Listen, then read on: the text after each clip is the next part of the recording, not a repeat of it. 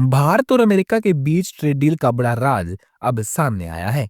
भारत पर पहले 50% टैरिफ था, लेकिन अब सिर्फ 18% ही रह गया है। क्या ये केवल दोस्ती का कमाल है या इसके पीछे कोई और वजह छिपी है? ट्रंप के खास दूत और भारत में अमेरिकी राजदूत सर्जियो गोर ने इंडिया टुडे को बताया कि ये डील कैसे बनी। उन्होंने कहा, दोनों नेताओं के बीच मजबूत व्यक्तिगत संबंधों की वजह से ये डील फाइनल हो सकी है। यानी उनकी दोस्ती और भरोसे ने ही भारत को राहत दिलाई। लोगों के मन में सबसे बड़ा सवाल था, भारत पर अब टैरिफ कितना है? पहले भारत पर कुल 50% टैरिफ था। इसमें 25% रेसिप्रोकल और 25% पेनल्टी टैरिफ शामिल था। पेनल्टी टैरिफ रूस से तेल खरीदने की वजह से थी।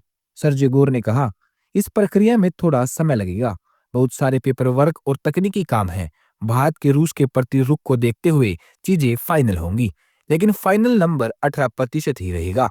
इसका मतलब भारत को 32% राहत मिली है और ये संकेत है कि लंबे समय की बातचीत और साझेदारी का फल अब सामने आया है।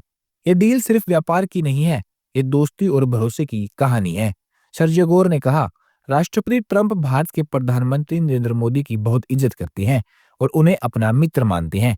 अमेरिका के इस फैसले से ये बात भी साफ हो गई। दोनों नेताओं के बीच भरोसा और सम्मान की ये डील अब सबके सामने आ चुकी है। इस डील में सर्जियो गोर की भूमिका भी अहम रही है। जब कई अधिकारियों के बीच झगड़ा और परेशानी थी, तब उन्होंने राजदूत बनकर डील को आगे बढ़ाया। उन्होंने कहा, ट्रंप और प्रधानमंत्री नरेंद्र मोदी के बीच सच्ची दोस्ती है और सच्चे मित्र असहमत हो सकते हैं, लेकिन वे हमेशा मतभेदों का सुलझा लेंगे। उनकी समझदारी और सक्रिय भूमिका ने डील को पूरे करने में मदद की है। अब साफ है, भारत पर सिर्फ 18% टैरिफ लगेगा, यानी पहले की तुलना में 32% राहत मिली है। लेकिन अमेरिका ने शर्त रखी है कि भारत रूस से तेल ना खरीदे। यह डील सिर्फ व्यापार की नहीं बल्कि दोस्ती, साझेदारी और भरोसे की कहानी है। क्या ये केवल नेताओं की दोस्ती ही देश के बड़े फैसले बदल सकती है या इसके पीछे और भी कारण है? क्या आप इस डील की जीत मानते हैं या समझौता? इसे कमेंट में जरूर बताएं।